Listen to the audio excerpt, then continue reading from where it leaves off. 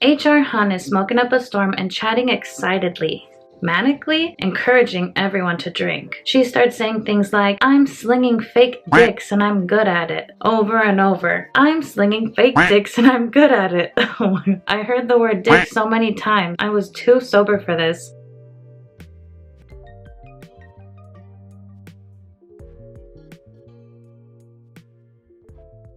Hello, happy Valentine's Day, and welcome to my channel. If you're new here, my name is G, and here on my channel, I like to talk about the shady and manipulative tactics of MLMs. MLMs are multi-level marketing schemes, also known as legal pyramid schemes. If you enjoy watching this kind of content, then stay and subscribe. I would love to have you. For those viewers who are returning or who are already subscribed, I just want to say thank you so much. It's been really nice to have this community and be able to grow my channel and get to interact with you all, so thank you so much. Now, as today is Valentine's Day, which is a day of love and friendship and romance, I thought what better time to read a few MLM horror stories from the most romantic MLM of them all, that is Pure Romance. I've talked a little bit about Pure Romance on my channel before, but for a quick rundown, Pure Romance is a United States-based multi-level marketing company that sells adult products including sex toys. In particular, Pure Romance has been criticized for targeting military spouses in the United States, who often have trouble finding traditional employment since they have to move frequently for their spouses' careers. In 2014, Pure Romance purchased Slumber Parties from Baton Rouge, Louisiana, which is a multi-level marketing company that sold similar products. In 2016, the company purchased Passion Parties, another competing multi-level marketing company with a similar product line, expanding the company into the Canadian market. Pure Romance reported $217.92 million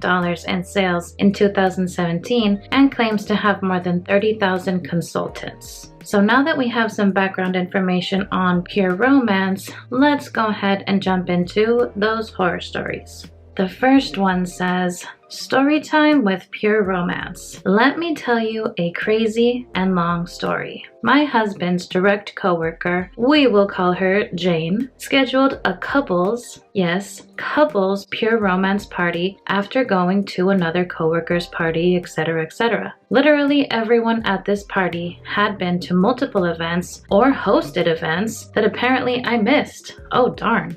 My excuse is perpetually that I no longer get on Facebook, so I don't see the invites. And I have odd work hours, so people don't want to bug me much by calling or texting. Not for this crap anyway. My husband knows I don't like sell me stuff parties after a perpetual jewelry / candle / home stuff cycle I went through in the early 2000s, and have refused to go to any parties for about 15 years. So he never passed on the messages about the parties or just said I had to work during all of them. I couldn't get completely out of this one as the hostess is a close coworker and a good friend to us. Funny aside, my 18-year-old watched Jane's dogs for her a couple of weeks ago and saw sex party on her large dry erase calendar in the living area and thought it was weird that she would schedule sex with her partner only once a month and call it a party.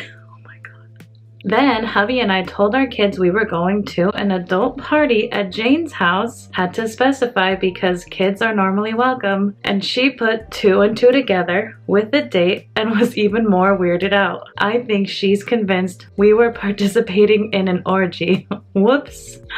Oh my gosh. So that is crazy. But that honestly is a weird way to reference this Pure Romance party. It's not a sex party where you're all having sex with each other. It is a party, quote unquote party, where you are trying to sell your sex toys. So if anything, a more accurate way to refer to it would have been sex toy party. Either way, very weird. Anyway, back to the party tonight. I am unfortunately completely sober. I have to be at work at 9, so I get there about 10 minutes before the start time of 7 and meet my husband and our friend group. There were 5 couples there, plus a single friend of ours and the Hun. Literally, all of us work together or have worked together or have connections in healthcare organizations. We are all hanging out on the porch for a while, and I mentioned to one of our friends, who happens to be my 18-year-old's boss, that the HR at their work is shit because the lady couldn't find her paycheck when she went in yesterday, and that this isn't the first time that this has happened. A few minutes later, the hun starts talking about how she works in HR with the boss friend and another few people there. I don't think she heard me, but who knows. So we will call her HR hun. I've never met this lady before, and somehow she has infiltrated our friend group to sell sex toys, and she has worked with or currently works with over half of them. I'm literally just floored that the HR manager for a healthcare organization was selling sex toys to her coworkers. It's just odd, the whole thing. The content of what she is selling, the fact that she is using coworker connections to sell, seems sketch for an HR professional. I agree. It is not okay for you as a professional, whatever your career is, whether you're a doctor or a teacher or an HR manager, it is not appropriate for you to use the resources and access to people that you have from that role in order to facilitate more customers or more recruits to your multi-level marketing business. That's completely wrong. Aside from the fact that MLMs are wrong in the first place, it is even more wrong to abuse the position that you have in order to try to get more people to join. The person who wrote this also thought, the content of what she was selling was odd, and to each his own to the type of products that they use, but you can't deny that for the mainstream culture, if you were associated with this kind of business, it would leave people with some sort of impression of you. Not saying that'll be a good impression or a bad one, but you just have to think, if you get involved with an MLM like this, like a sex toy MLM, is that what you want to continue to be associated with 10, 15 years down the line? What if you decide to get out of it, but then 10, 15 years later, you're trying to apply for another job and they do a search of your name, and then your Pure Romance videos or your product demonstration videos come up? Just, keep things in mind, because for some, it doesn't matter, and that's great. But for others, it possibly might. So, keep that in mind. Let's keep on going. HR hun is smoking up a storm and chatting excitedly, manically encouraging everyone to drink. She starts saying things like, "I'm slinging fake dicks and I'm good at it," over and over. "I'm slinging fake dicks and I'm good at it." I heard the word dick so many times. I was too sober for this. She's rather unkempt as well, wearing a Pure Romance t-shirt and shorts with extremely grown out purple and yellow hair that doesn't look brushed and appears a bit drunk. At some point, there is a conversation about how to pass a drug test with fake urine. Weed is legal here, so what are they trying to hide? And these are healthcare people. And she's talking about how she passed a drug test with fake urine. Again, HR, hun, I'm seriously worried for this organization. Here it sounds like her behavior is completely out of control, not only professionally, but also personally. She seems to be acting kind of weird here. She can be as weird as she wants and she can do whatever she wants, but when she's abusing her role as an HR person and when she's passing drug tests with fake urine, it's really questionable if she is fit for the role that she has. Let's continue. Now, Jane is adorable. She spent a ton of time decorating her house for the party, 50 Shades of Grey style, and making themed snacks. She took the whole day off work to prep. She's a very good hostess. I'm annoyed that HR hun will profit from how good of a host Jane is, but all of our friends make good money, so I don't know. At least it won't be much to them. I, of course, don't like the MLM structure or the fact that the relationship has been forged from a work relationship.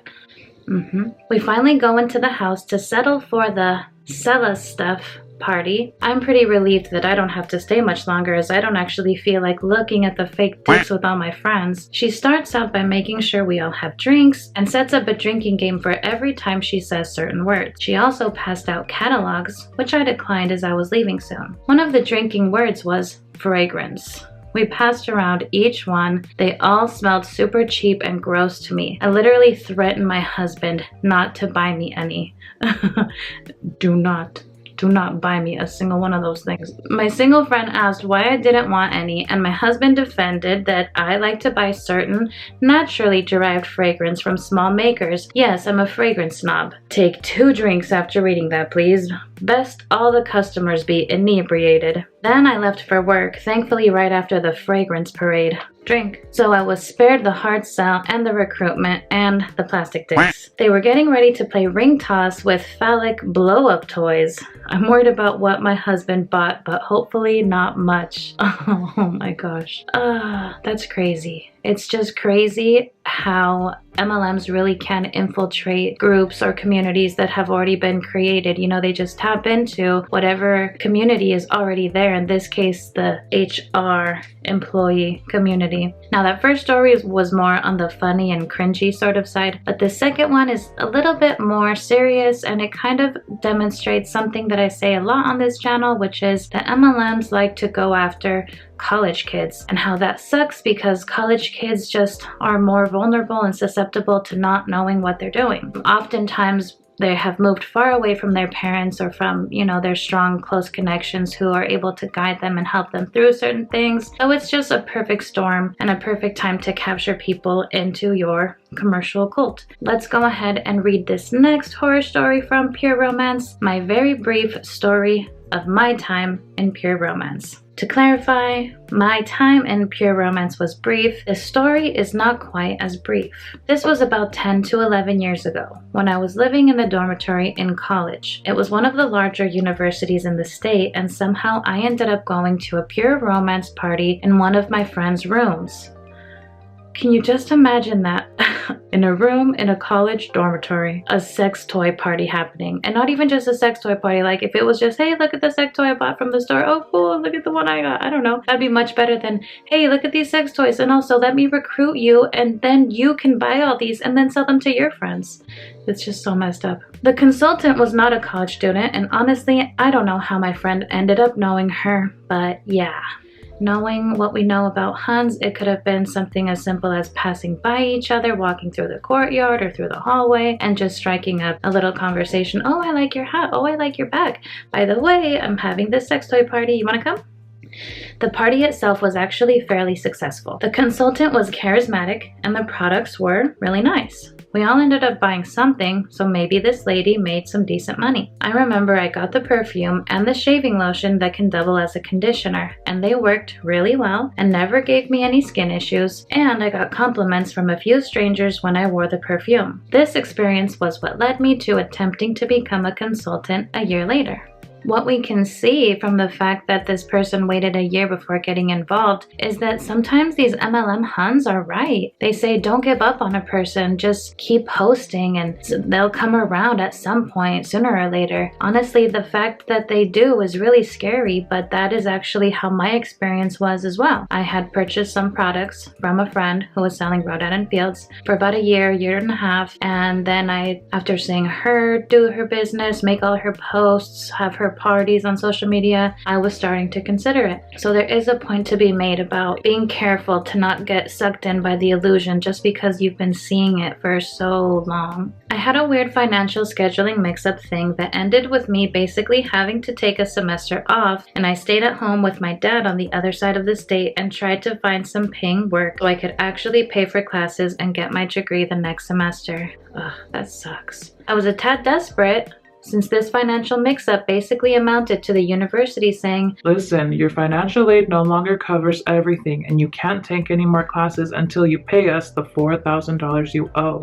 Man, that really, really sucks. And it just goes back to something that I've always thought, which is college students are in all sorts of crazy situations. They're desperate. They really just want to pay for their college education. And that's what makes them more susceptible to getting involved in scams like this. I remembered how much I had enjoyed that Pure Romance party the year prior and the amazing things the consultant had said about working there. So I went to look on the site. I knew a little bit about pyramid schemes and MLMs, but I bought some of the defensive lines. I reminded myself that the products were nice and seemed to work, and the fact that you could buy from their online store proved they were a real business. The most intelligent people can be victims of scams, of cults, of coercion. They do a lot to make themselves look legitimate. I also believe that I could be successful because the company touted how team leaders, aka your upline, made a percentage based directly off their team sales, which meant that the leaders were heavily invested in their girls succeeding. It sort of skewed the recruitment push to make it sound like you would get a lot of support because we were all in it together, and that it was going to be a small mid-sized group focused on parties and earnings. I went for it. That's really just crazy how they were hiding in plain sight right there, clearly saying how you are going to be in our downline, we are going to take a percentage directly off of your sales, so we are invested in you, but really they weren't. Being the smart person that I am, I chose to ignore the fact that my conservative town with little tourism wasn't going to have the same party opportunities as a large university that was known for its party scene. But I signed up, paid $800 for a starter kit, and joined my local team. I put the money on a credit card. That is such an important point that the person brought up. You have to think about the people that you know and the people that you have access to. If you don't know people who are interested in these types of products or having these kinds of conversations or even hearing about these types of products, you are not going to have an easy time selling these, and it's going to be no walk in the park regardless. Even if you do have a bunch of friends who are into this sort of stuff, it's still going to be a tough sell because sometimes these products are more expensive than what you could find out there that is not related to an MLM or is not a name brand. But also these products are attached to this business opportunity, so people are going to think, why am I going to get my sex toys from Pure Romance when I can just get it somewhere else? I put the money on a credit card, and besides like 3 texts about the team website made with Weebly or some crap and how to join it, I barely heard from my team leader. I made flyers to advertise myself, traveled the 45 minutes to the closest college, which was a smaller college that shared turf with a heavy Catholic university, to put up more flyers, and got 0 hits. I finally contacted my team leader asking for help, and she gave me a lead on a party, but the hostess never called me back to confirm anything. The team website was full of posts very similar in tone to much of the Hun stuff I see on this Reddit, and a lot of basically disillusioned, super positive woman powers between the members, but I don't know. Maybe I didn't make enough for them to notice me or care. Maybe they were already close friends and just didn't want more people in their clique. Sadly, what I think is more probable of what happened here is that the upline specifically recruited this person just because they wanted to hit their quota. They just wanted to get another body, get another person into their downline so that they can qualify for whatever bonus they needed to make, but they had no real intention of caring about this person or trying to help them succeed. I ended up finding another solution to my financial aid issue and went back to finish college. That's good. I left Pure Romance and sold half of my stock to some friends I knew who would want the stuff for a heavy discount just to get it out of my room. And that's often what happens with MLMs. You have all of these products that you were not able to sell, that either go to waste, that expire, that you'll never use, and it's just lost money at that point. The company has already won because you've purchased the product, but you're the one that lost because you never recouped that money back. The rest I admittedly left in the ladies' room in the university library, still wrapped so girls would know the toys weren't used, with a sign that said free. I don't know what happened to half a dozen dildos and vibrators I put in there, but hopefully they got nice homes.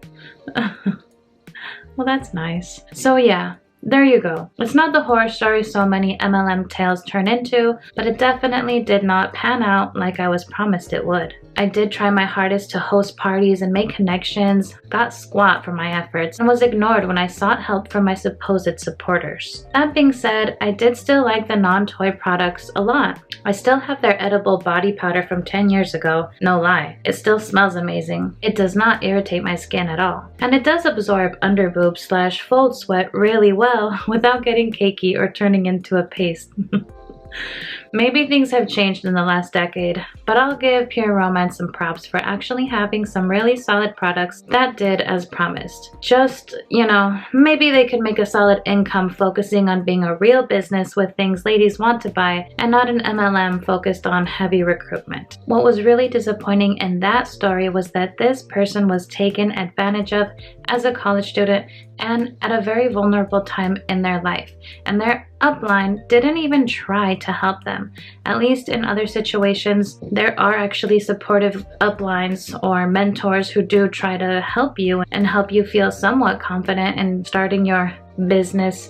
But in this situation, you could just tell that this person was clearly just being used. Well, that is all I have for today's video, but I hope that you go and have an amazing Valentine's Day, whether you're spending it with somebody or whether you're spending it alone. Have an amazing day, and I will see you all in the next one. Thank you guys so much, and take care. Bye.